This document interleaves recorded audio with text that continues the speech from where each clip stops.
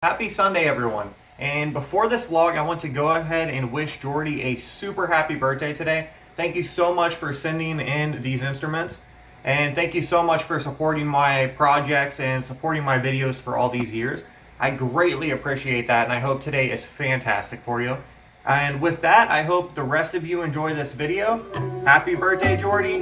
Let's get to it.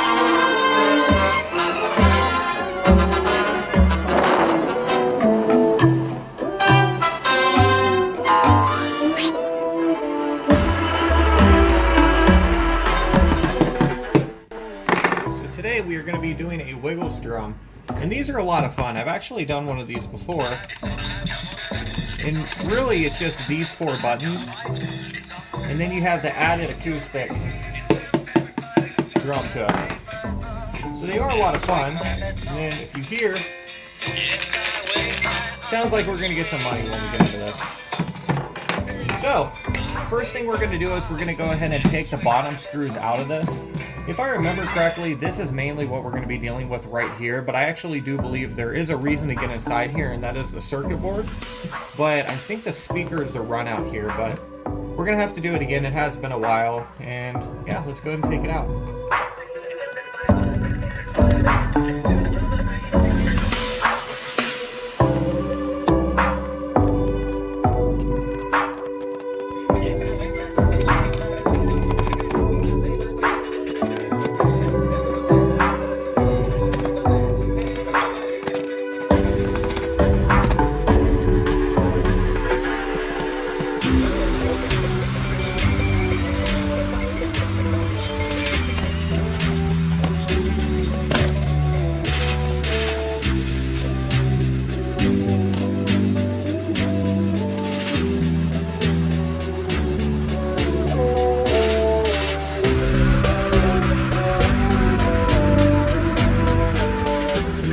This piece open, it's fairly obvious that our circuit board is actually inside of this part right here.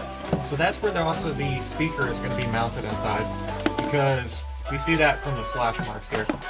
But here we would have to open up anyways, either that or we would have to be cutting a wire in order to add the master on and off switch. Now we could always solder it from the board, but as you know, I do prefer to actually solder it from the original place as opposed to soldering it on the switch right here. So we will be removing this and adding the master on and off switch while we're in this part.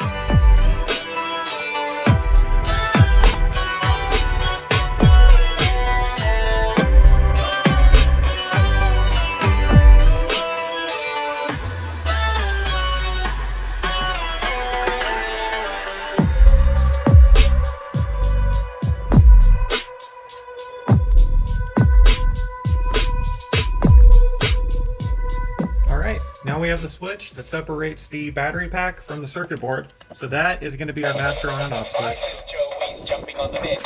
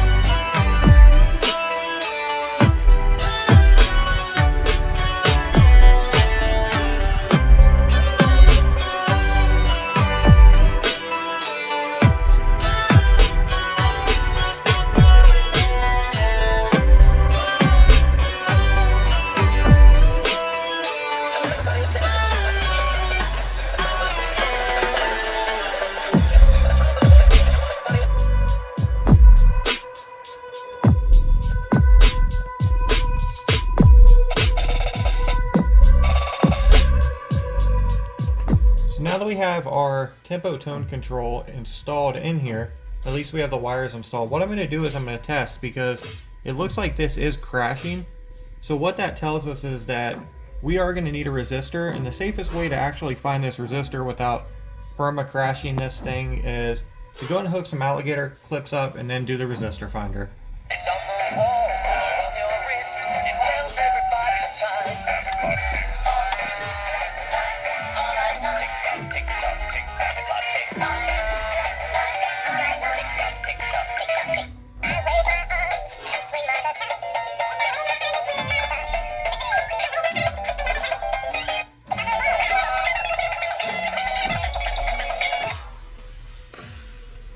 So it looks like it crashed right there. So it looks like 20K is going to be our best bet on this. So you can actually hear it has a staticky sound. That is interesting. So 20K is our magic resistor on this one. Now I have my 20K resistor here. And what I'm going to do is I'm also going to test to see how this reacts to the ground wire, because this is either going to be on the wire that just controls the top portion of this, so where it's just going to limit the top portion so it doesn't crash, or it could be on both of them, also limiting the bottom. Now what's going to differentiate these two on which one we actually put on is how the bottom reacts. So if we can take some play out of the bottom and give ourselves more range on the resistor, or I'm sorry, the potentiometer, then that's exactly what we should do, because our goal here is to make this as stable as possible, but at the same time have the best range as possible. So how we're going to test this out is we're going to see which one. Okay, so that one does react, which means this one's not going to.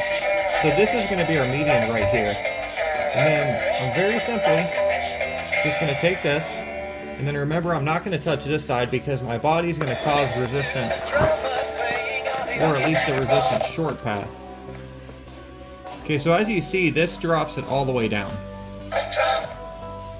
So that's perfect. So we can actually have a stop, which means this is going to go onto this wire, or I'm sorry, this wire right here, because this can limit both of them.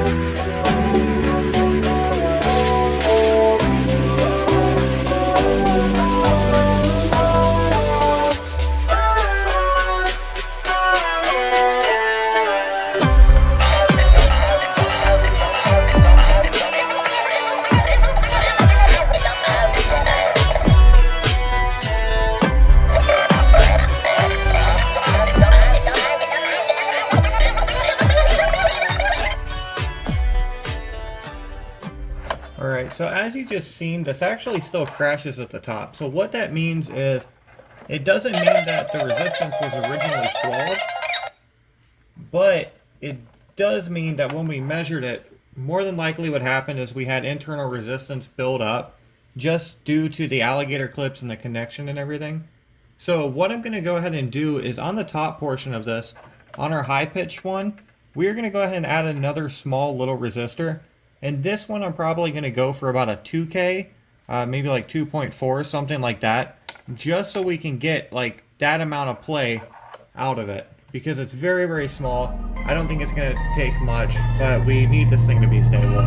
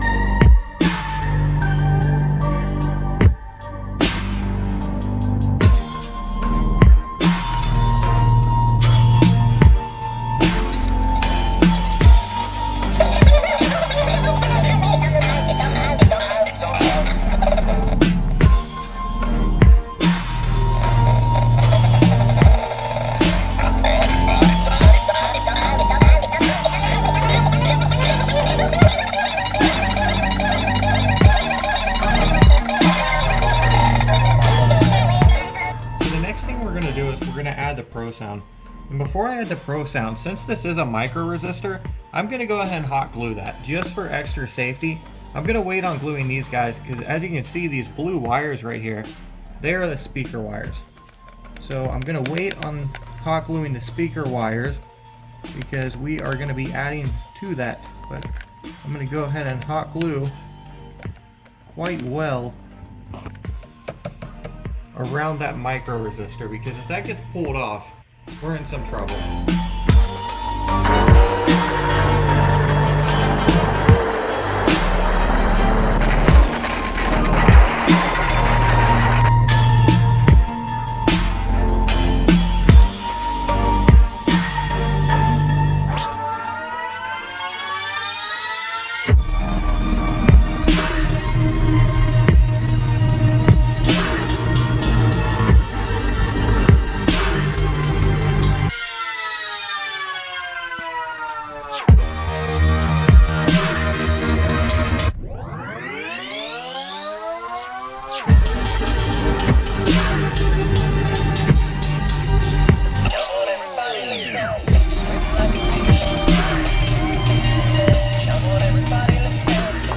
Experimenting with color changing LEDs quite a bit on this, and what I actually found was that there was this right here where we can plug into this, then the LED auto activates a sound.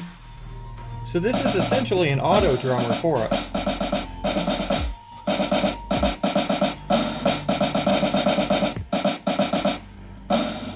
So even farther experimentation on this actually led me to this.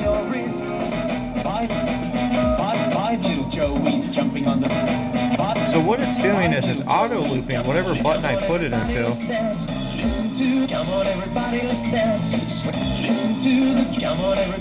So we can plug into any of the buttons here and it's going to auto loop them, which is awesome because loop switches are really cool to have. So what we're going to do is we're going to go ahead and solder into all of these button outputs, and then we're going to add loop switches to them with the added feature of an LED.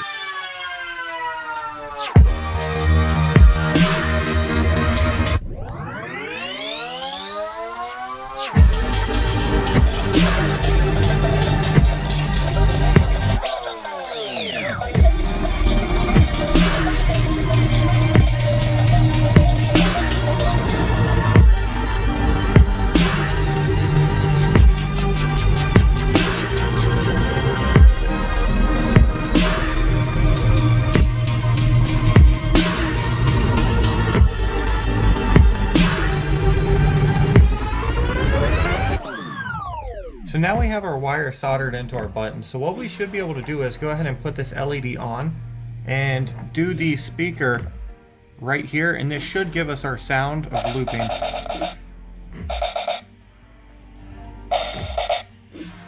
That's exactly what we're looking for, and we're going to go ahead and test the other three out real quick.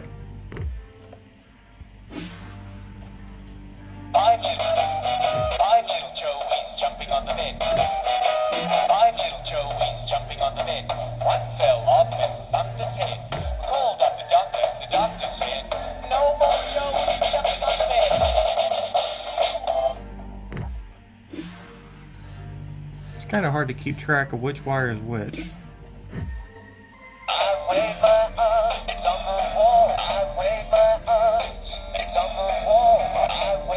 So it looks like they work. There's one untested one, but I'm not really sure which one it is. So we will have to just kind of play it as is, and if it doesn't work, then we'll go ahead and fix it.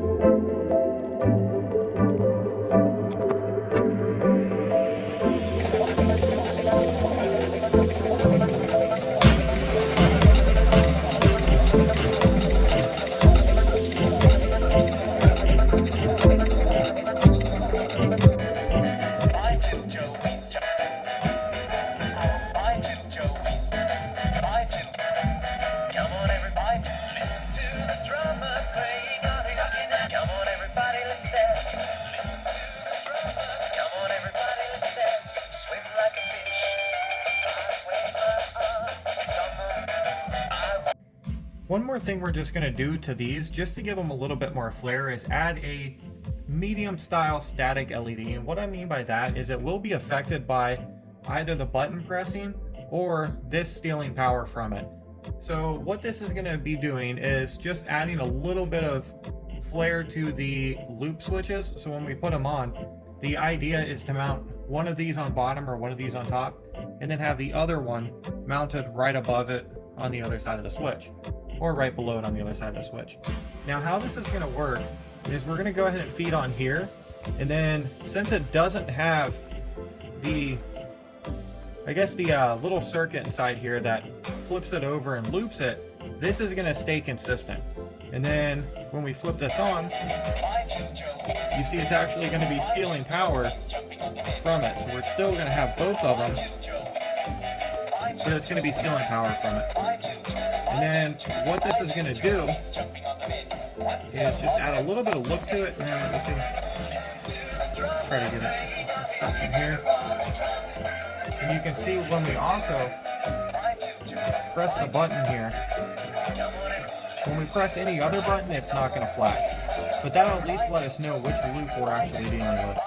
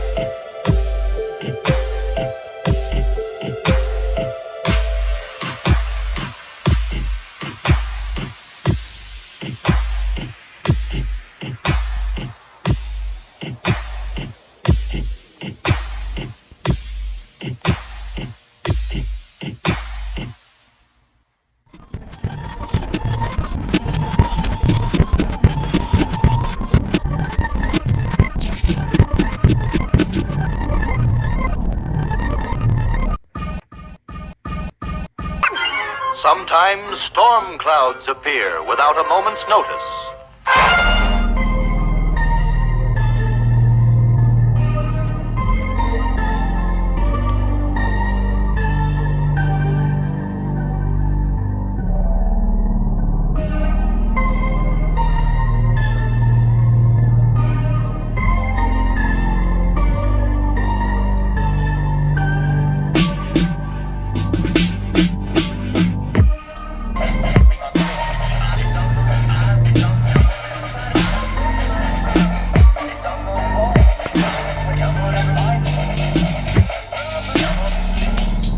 Last bend to that we're going to be adding both consist of LEDs, and what we're going to be doing here is we're going to run a little bit farther back on the board, and we're going to be adding an LFO switch.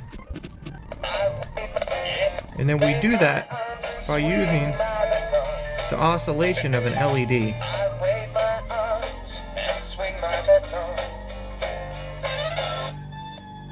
So you can kind of hear that oscillation. Kind of adds a strange sound. And the other thing that we're going to be doing is getting a high energy needs LED, and we're going to put it on the same track or possibly on the other side of the speaker, whichever one gives a better effect, and it should theoretically give us a muffling sound. So we're going to go ahead and test that out as well, but first let's go ahead and hook this.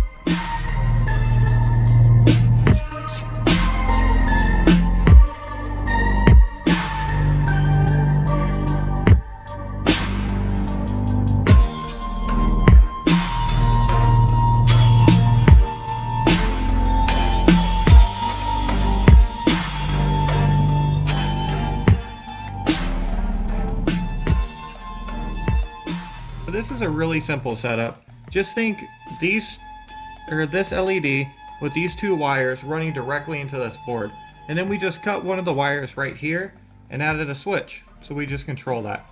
And then we're going to do the same exact thing with the other one, and the other one is going to be a white LED which has a high energy demand. It's not seeming... oh, there we go. So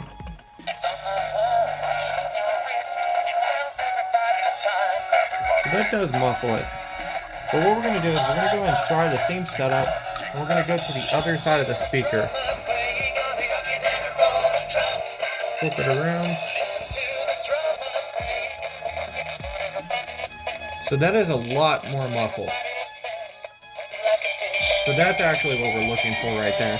And it may have been hard to see because the LED was in the camera, but it is a lot more muffled.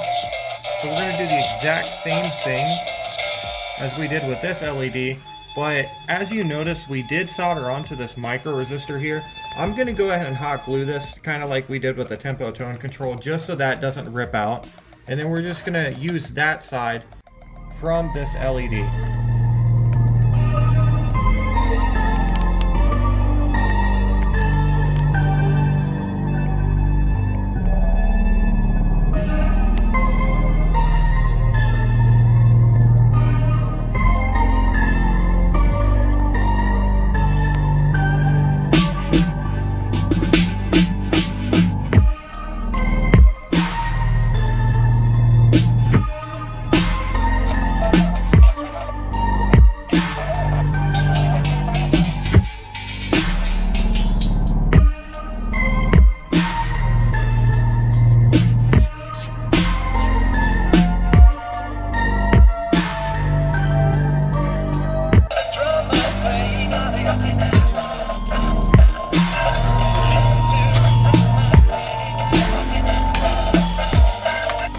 Now it's time to go ahead and mount things, but before we do, remember we have something lodged inside of here. And looking at how to get this out. There we go. That comes right out just like that. And it looks like it's actually jammed inside of the speaker department.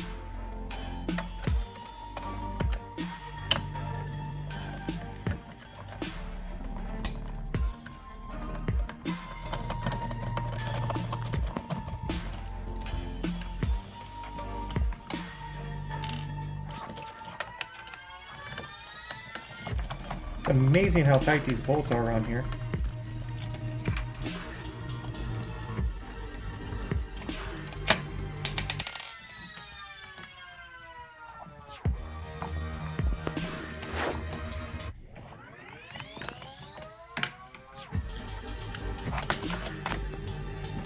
There we go. And wow, we have 20 cents.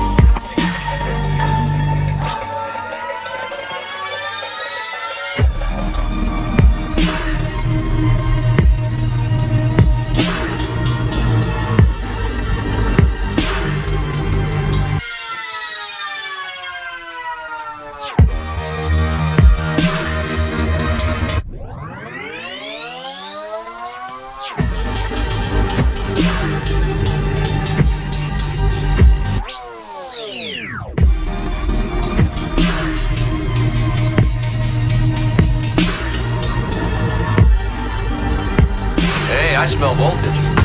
I think it's time to drill.